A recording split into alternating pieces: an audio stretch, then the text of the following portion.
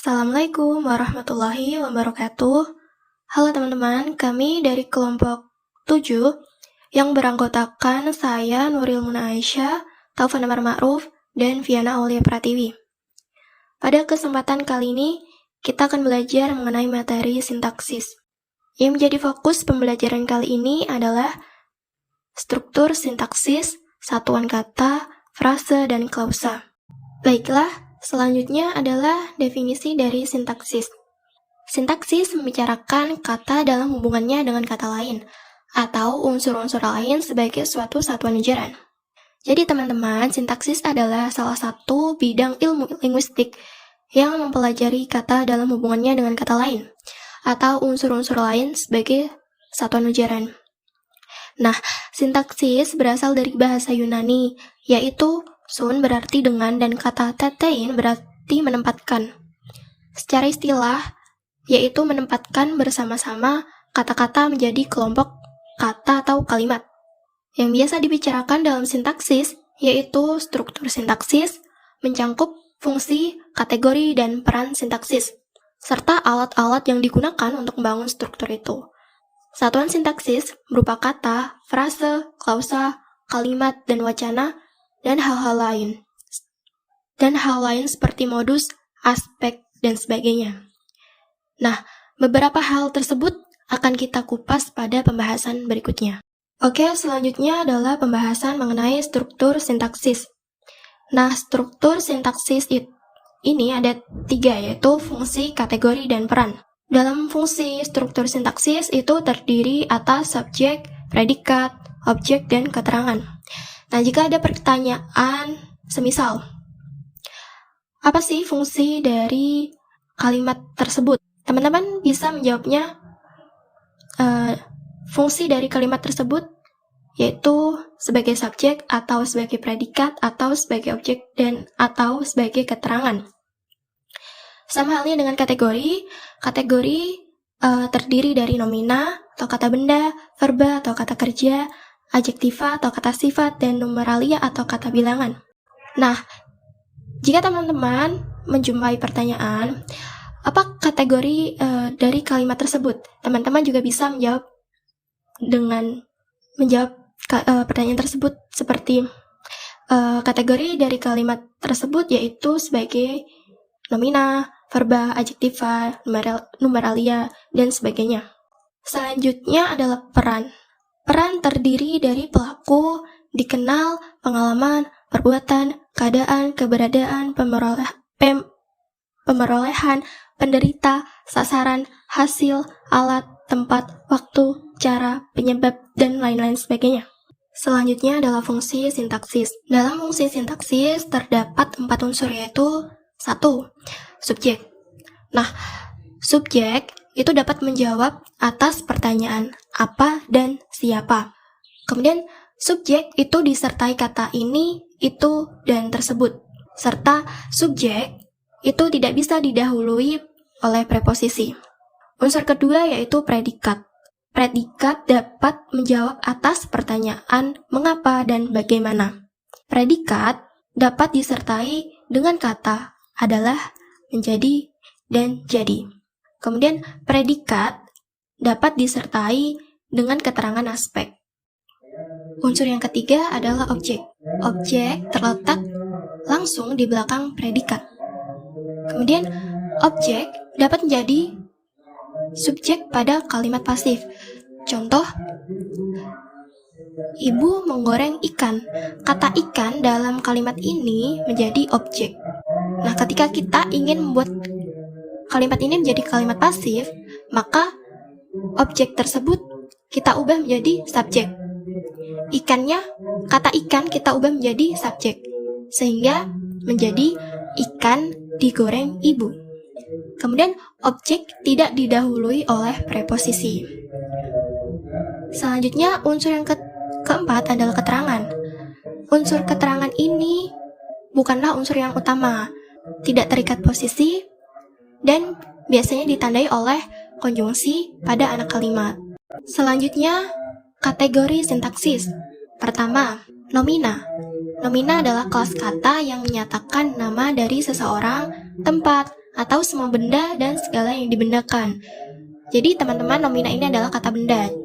Misal, pulpen, pensil, buku, dan lain sebagainya. Kedua, verba. Verba adalah kelas kata yang menggambarkan proses, perbuatan, atau keadaan. Jadi verba ini bisa kita sebut dengan kata kerja, seperti menggambar, memakai, dan sebagainya. Yang ketiga adalah adjektiva. Adjektiva adalah kata yang menerangkan nomina, atau biasa kita sebut dengan kata sifat. Misal, cantik, besar, luas, dan lain sebagainya. Yang keempat adalah numeralia, yaitu kata yang menunjukkan bilangan atau kuantitas, atau biasa kita sebut dengan kata bilangan, seperti pertama, kedua, ketiga, dan sebagainya. Baiklah, pembahasan berikutnya adalah peran sintaksis. Struktur sintaksis berdasarkan peran terdiri dari pelaku, dikenal, pengalaman, perbuatan, keadaan, keberadaan, pemerolehan, penderita, sasaran, hasil, alat, tempat, waktu, cara, penyerta, dan sebagainya. Seperti contoh di bawah ini. Reza mengerjakan tugas matematika di kelas. Reza berfungsi sebagai subjek, serta berperan sebagai pelaku. Mengerjakan berfungsi sebagai predikat, serta berperan sebagai perbuatan. Tugas matematika berfungsi sebagai objek, serta berperan sebagai hasil. Di kelas berfungsi sebagai kata keterangan, serta berperan sebagai tempat. Baiklah, selanjutnya adalah kata sebagai satuan sintaksis. Kata adalah satuan lingual paling kecil yang mengandung ide, bisa berdiri sendiri, dan dapat mengalami proses morfomis.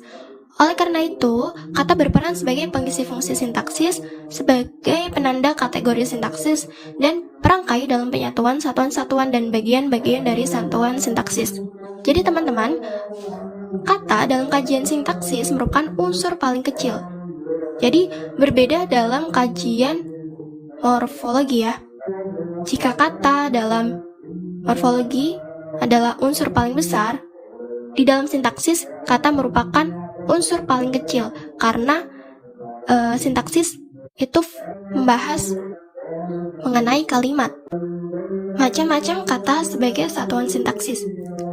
Ada dua jenis, yaitu pertama, kata penuh. Kata penuh adalah kata yang memiliki makna leksikal sesuai dengan kamus, mempunyai kemungkinan untuk melakukan proses morfologis yang terdiri dari nomina, verba, adjektiva, adverbia, dan numeralia. Kedua, kata tugas. Kata tugas adalah kata yang tidak memiliki makna leksikal, tetapi memiliki kata gramatikal, tidak memiliki proses morfologis, dan terdiri dari konjungsi dan preposisi. Untuk memudahkan mengidentifikasi apakah ini kata penuh ataukah itu kata tugas. Nah, jadi dapat kita pahami bahwa kata penuh itu identik dengan nomina atau kata benda, verba, kata kerja, adjektiva, kata sifat, adverbia, kata keterangan, dan numeralia, kata bilangan. Jadi kata penuh itu contohnya bisa berasal dari nomina, verba, adjektiva, adverbia, numeralia, seperti pensil, memakai, cantik, di kelas, dan lain sebagainya, yang merupakan salah satu dari struktur tersebut. Nah, untuk kata tugas itu identik dengan konjungsi dan preposisi. Konjungsi adalah kata penghubung dan preposisi adalah kata depan. Baiklah, pembahasan berikutnya yaitu mengenai pengertian frase. Dalam sejarah studi linguistik, istilah frase banyak digunakan dengan pengertian yang berbeda-beda. Istilah frase tersebut digunakan sebagai satuan sintaksis yang satu tingkat berada di bawah satuan klausa, atau satu tingkat berada di atas satuan kata.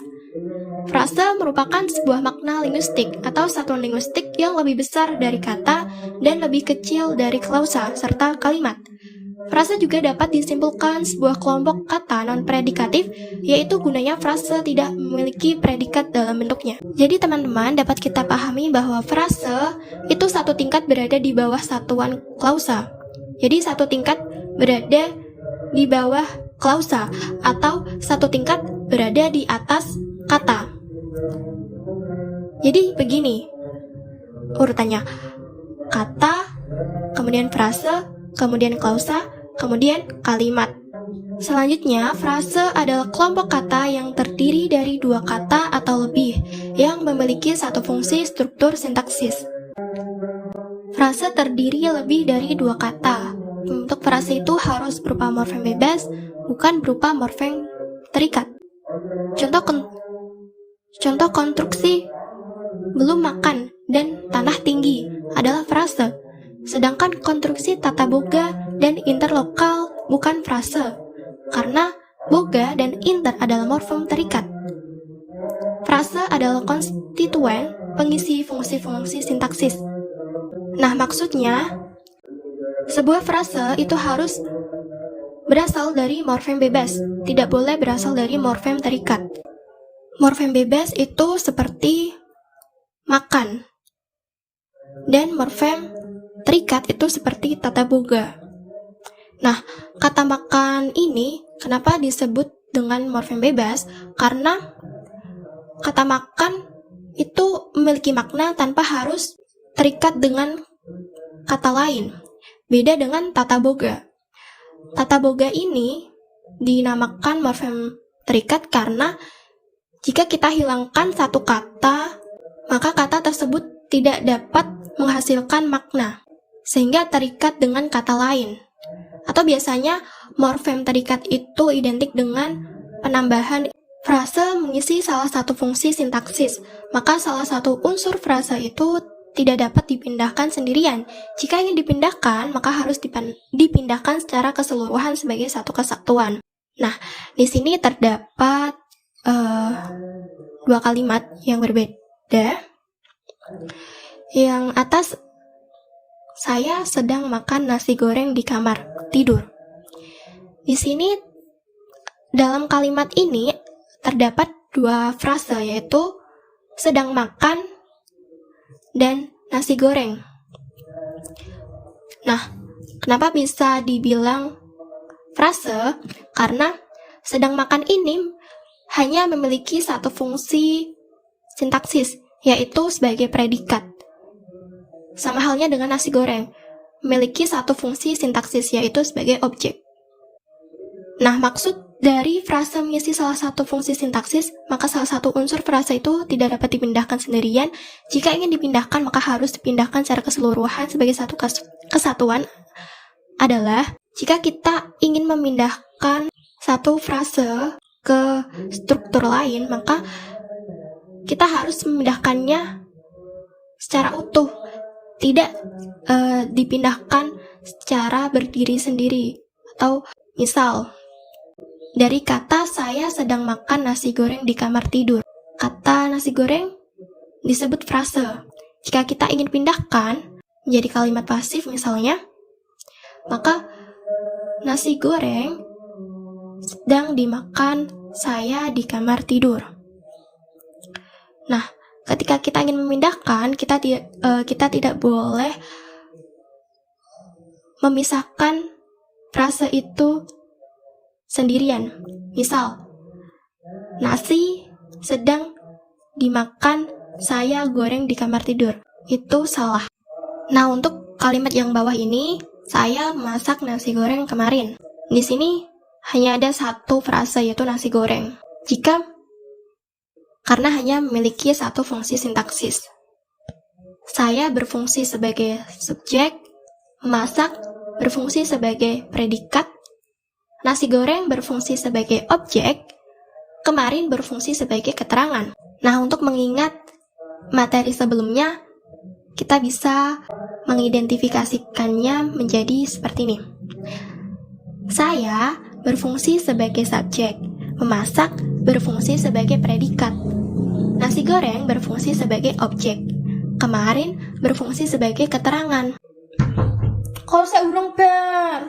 Kemudian, saya berstruktur sebagai kata benda atau nomina. Masak berstruktur sebagai verba atau kata kerja. Nasi goreng berstruktur sebagai nomina atau kata benda. Kemarin berstruktur sebagai kata keterangan. Nah, saya berperan sebagai pelaku.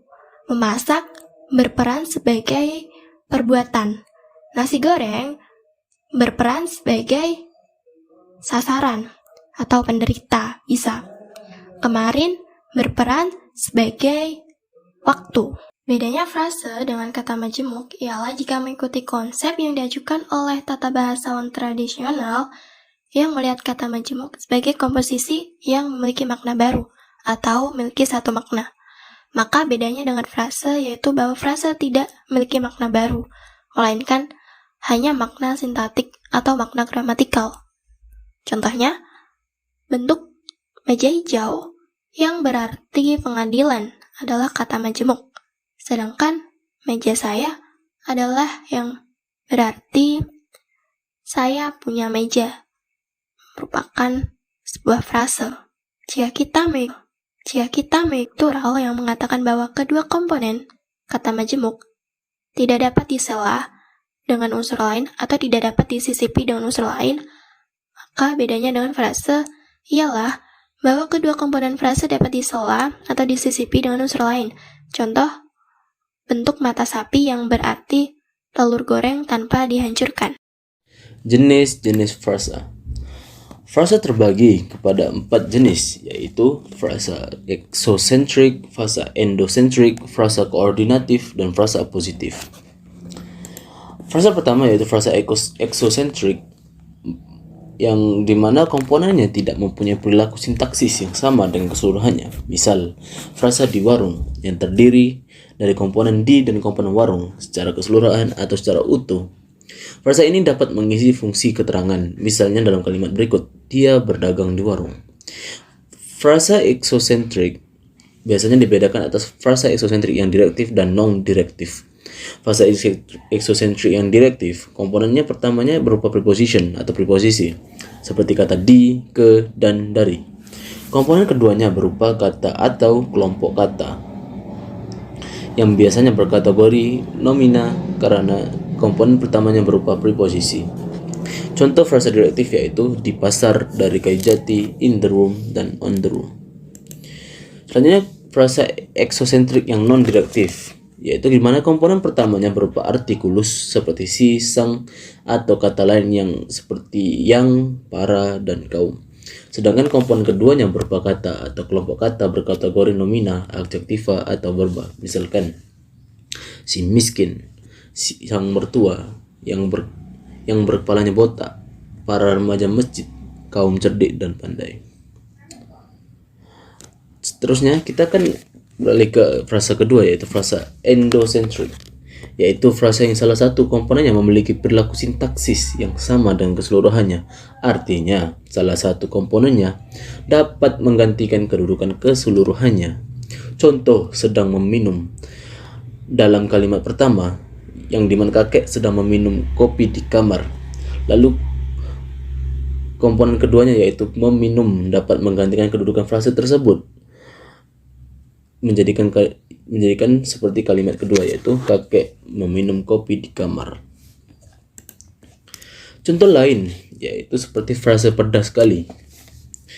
Dalam kalimat ayam geprek itu, pedas sekali dapat digantikan oleh komponen pertamanya yaitu pedas, sehingga menjadikan kalimat kedua tidak diperlukan. Kalimat kedua sekali itu sudah tidak diperlukan lagi.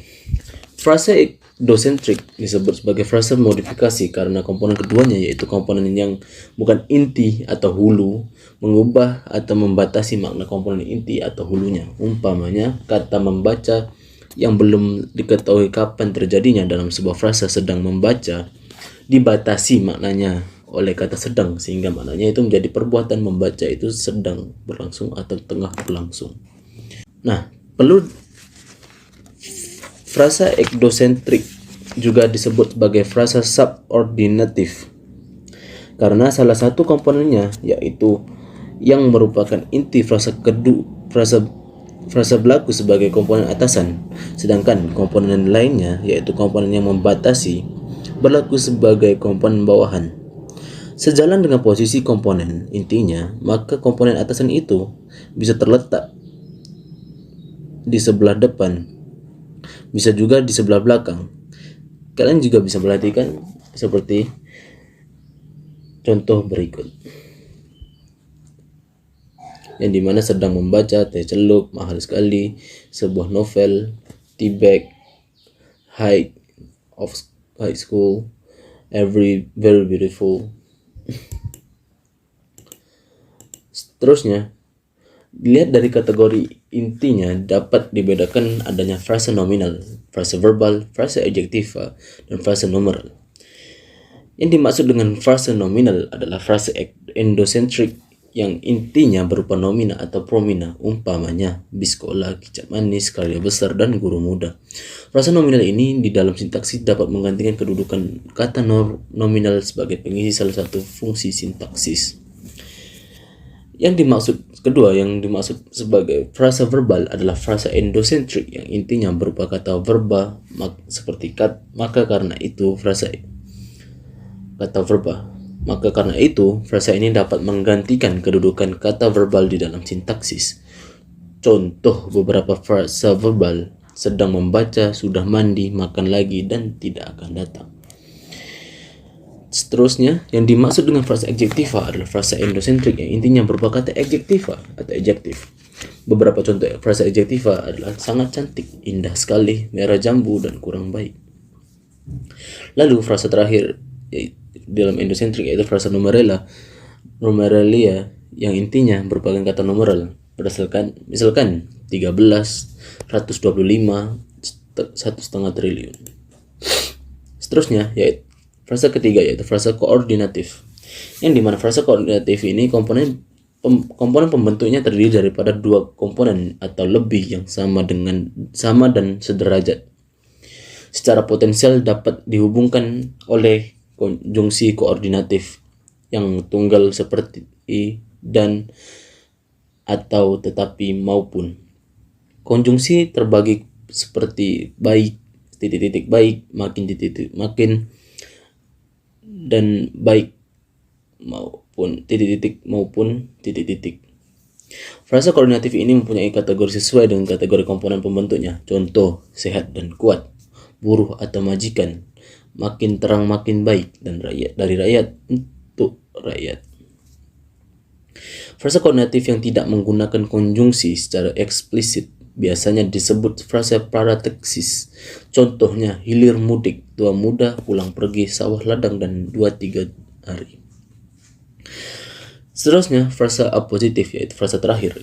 Frasa positif merupakan frasa koordinatif yang kedua komponen saling merujuk sesamanya. Umpamanya seperti kedua kalimat yang komponen dapat dipertukarkan seperti berikut, yaitu Pak Abdul, ayah saya, rajin sekali, yang bisa ditukar komponennya ke depan seperti ayah saya Pak Abdul rajin sekali. Nah, itu merupakan contoh frasa apositif yang dimana komponen saling merujuk sama sesamanya dan bisa dipertukarkan komponennya. Seterusnya kita akan lanjutkan dengan perluasan frasa. Pengertian frasa sudah disebutkan bahwa salah satu ciri frasa ialah frasa itu dapat diperluas.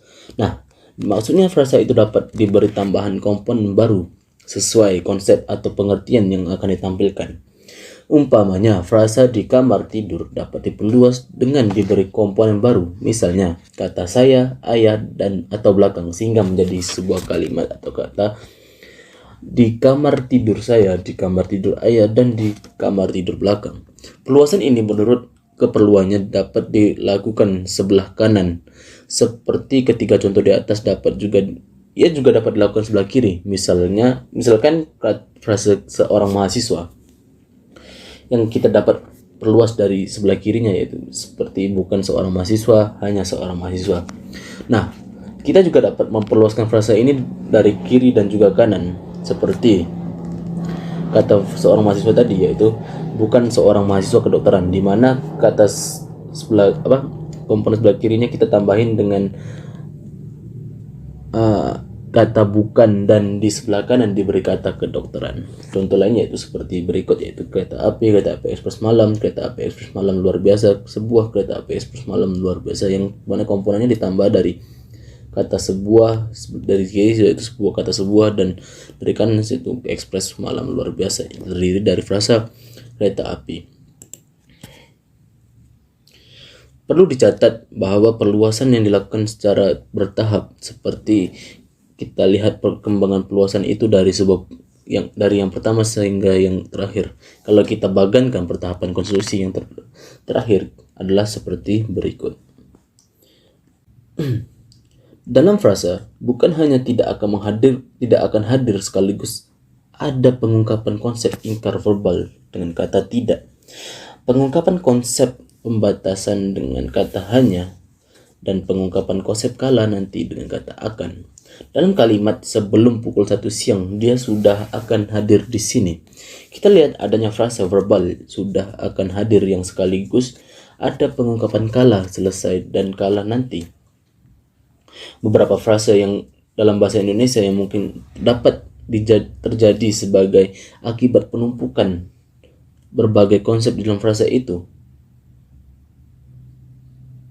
Jawabannya ialah memang sukar diketahui, sebab perluasan frasa itu sangat tergantung pada keperluan konsep apa saja yang ingin diungkapkan di dalam sebuah frasa. Krida Laksana 1985 mencatat dua frasa nominal, yaitu bukan hanya seorang pembantu tua, kepercayaan saya ini saja, bukan hanya ibu-ibu muda cantik kebelanda-belandaan kesayangan ini saja. Faktor lain yang menyebabkan produktifnya perluasan frasa dalam bahasa Indonesia adalah keperluan untuk memberi deskripsi secara terperinci terhadap suatu konsep, terutama untuk konsep nominal. Dalam perincian deskripsi ini biasanya digunakan konjungsi yang sebagai penyambung keterangan-keterangan tambahan pada deskripsi. Contohnya adalah seperti berikut. Tante saya meninggal minggu lalu. Tante saya yang bekerja di Jakarta meninggal minggu lalu. Tante saya bekerja di Jakarta yang sudah menikah meninggal minggu lalu. Tante saya yang bekerja di Jakarta yang sudah meninggal dan yang belum mempunyai anak meninggal minggu lalu.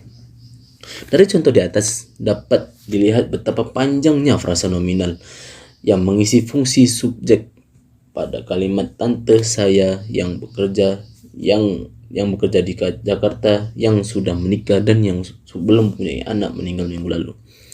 Frasa yang sangat panjang itu sesungguhnya hanyalah perluasan yang diberikan kepada frasa asal, yaitu tante saya, sebagai upaya untuk memberi deskripsi yang sangat terperinci.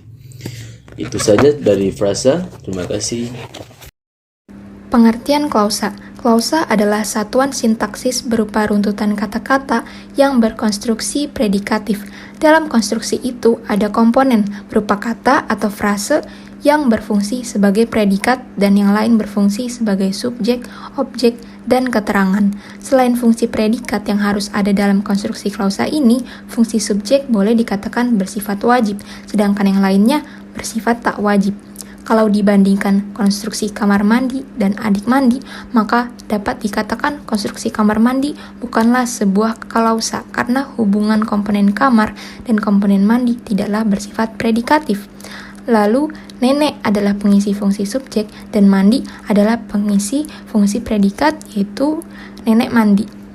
Perbedaan klausa dan kalimat. Bukankah konstruksi nenek mandi adalah sebuah kalimat? Sebuah konstruksi disebut kalimat kalau kepada konstruksi itu diberikan intonasi final atau intonasi kalimat. Jadi, konstruksi nenek mandi baru dapat disebut kalimat kalau kepadanya diberi intonasi final, entah berupa intonasi deklaratif, intonasi interrogatif, maupun intonasi interjektif. Kalau belum diberi intonasi, maka konstruksi nenek mandi itu masih berstatus klausa. Dan klausa pun tidak diakhiri dengan intonasi akhir dan tidak juga memiliki tanda baca. Poin penting, klausa memang berpotensi untuk menjadi kalimat tunggal karena di dalamnya sudah ada fungsi sintaksis wajib, yaitu subjek dan predikat. Sedangkan frase dan kata memang mempunyai potensi untuk menjadi kalimat kalau kepadanya diberi intonasi final, tetapi hanya sebagai kalimat minor, bukan kalimat mayor. Sedangkan klausa berpotensi untuk menjadi kalimat mayor. Hubungan fungsi sintaksis dengan klausa. Istilah-istilah fungsi sintaksis yaitu subjek, predikat, objek, dan keterangan. Fungsi-fungsi itu dijelaskan sebagai kotak-kotak kosong yang kepadanya akan diisi oleh kategori-kategori yang mempunyai peran tertentu seperti pelaku, aktif, penyerta, dan sasaran. Dalam pembahasan klausa, fungsi itu dibicarakan sebagai sesuatu yang tidak seperti kotak kosong, melainkan sebagai sesuatu yang bermakna. Dan begitulah, subjek biasanya dikatakan sebagai sesuatu yang menjadi pokok dan dasar yang ingin dinyatakan oleh pembicara atau penulis, dan sedangkan predikat adalah pernyataan mengenai subjek itu. Jadi, dalam klausa nenek mandi, bagian subjeknya adalah nenek, karena pokok hal yang ingin dikatakan atau diberitakan, dan menjadi predikat adalah mandi, yang berisi pernyataan. Di dalam bahasa Indonesia dan bahasa Inggris, secara umum, subjek itu selalu berposisi di muka predikat. Tetapi di dalam bahasa lain, seperti bahasa Latin, urutan posisi subjek predikat tidaklah penting. Bisa saja predikat itu berada di dekat subjek, tetapi bisa juga berada di sejauh subjek. Unsur-unsur klausa. Terdapat unsur yang boleh ada dan boleh tidak ada dalam sebuah klausa, yaitu objek, pelengkap, dan keterangan. Kehadiran objek menjadi wajib kalau predikatnya berupa verba transitif. Umpamanya, kata buku dalam kalimat kakek membaca buku. Kalau predikatnya berupa verba intransitif, maka hadir dua buah objek, yaitu yang secara tradisional disebut objek langsung dan sebuah objek tak langsung. Objek langsung ialah objek sasaran dari tindakan yang dinyatakan oleh predikat tersebut, sedangkan objek tak langsung adalah objek yang memperoleh manfaat dari tindakan itu. Umpamanya, dalam kalimat kakek membelikan nenek sepatu baru, maka kata nenek adalah objek tak langsung dan kata sepatu baru adalah objek tak langsung. Unsur pelengkap juga disebut komplement, bagian dari predikat verbal yang bukan verba transitif melengkapi verba tersebut. Umpamanya, kata minyak dalam kalimat, botol itu berisi minyak. Kata guru dalam kalimat, dulu kakek ingin menjadi guru. Nah, perbedaan ini jelas terletak pada objek berada di belakang verba transitif, pelengkap tak berada di belakang verba transitif itu. Keterangan merupakan bagian dari klausa yang memberi informasi tambahan, misalnya mengenai waktu terjadinya tindakan, tempatnya, tujuannya, dan sebagainya yang disebutkan oleh predikat. Umpamanya, frase di kamar dan tadi pagi dalam kalimat nenek membaca komik di kamar tadi pagi. Berikut keterangan ini bersifat tidak wajib kehadirannya apabila diperlukan. Letak bisa di awal, di tengah, dan di akhir klausa. Lalu perhatikanlah letak keterangan tadi pagi dan di kamar pada klausa-klausa berikut. Tadi pagi nenek membaca komik di kamar. Tadi pagi di kamar nenek membaca komik. Tadi pagi nenek di kamar membaca komik. Di kamar nenek tadi pagi membaca komik. Masalah berikutnya adalah di mana tempat klausa di dalam sintaksis. Kalau kata dan frase menjadi pengisi fungsi-fungsi sintaksis, maka klausa menjadi pengisi kalimat. Di dalam kalimat tunggal, seluruh bangun kalimat itu diisi oleh sebuah klausa. Di dalam kalimat menjebuk, baik yang koordinatif maupun subordinatif, dua belah klausa atau lebih mengisi bangun kalimat itu. Contoh kalimat majemuk koordinatif, nenek membaca komik sedangkan kakek membaca lupus. Contoh di dalam kalimat kompleks, kakek tidak jadi pergi karena hujan sangat lembat, tambahan pula nenek sedang sakit gigi. Banyak klausa yang terletak pada tengah kalimat karena disisipkan sebagai keterangan tambahan. Contoh, gadis yang duduk di depan itu bukan cucu nenek. Terdapat dua buah klausa, gadis itu bukan cucu nenek, gadis itu duduk di depan. Jenis klausa. A. Jenis klausa berdasarkan strukturnya. 1. Klausa bebas. Klausa yang dapat berdiri sendiri menjadi kalimat. Jika diberi tanda titik, akan menjadi sebuah kalimat. Contoh, kami datang, dia pergi, aku terlambat. 2. Klausa terikat. Klausa yang tidak dapat berdiri sendiri sebagai kalimat dapat ditandai dengan adanya konjungsi. Contoh, ketika Bella sedang menyapu lantai, tetapi dia tidak membawa buku, sedangkan ibu memasak menu buka. B. Jenis klausa berdasarkan kelengkapan unsurnya. 1. Klausa lengkap, memiliki unsur subjek S dan predikat P. Contoh, kami sedang bermain bola. Ayah sedang tidur. 2. Klausa tidak lengkap. Tidak memiliki subjek dan predikat. Contoh, terpaksa melakukan kebohongan sedang menyanyi sebuah lagu. C. Jenis klausa berdasarkan fungsi predikatnya. 1. Klausa adjektival, yaitu klausa yang predikatnya terdiri atas kata atau frasa. Contoh, kuis ini begitu susah. Dia sangat pandai dalam menggambar. 2. Klausa preposisional. Klausa yang depannya berupa predikat terdiri atas frase depan atau frase yang diawali kata depan sebagai penanda. Contoh, pegawai itu ke kantor setiap hari. Kredit hanya untuk para pengusaha lemah. Daftar pustaka Chair Abdul 2014, Linguistik Umum, Jakarta, Rineka Cipta. Terima kasih. Berikut presentasi dari kami. Wassalamualaikum warahmatullahi wabarakatuh.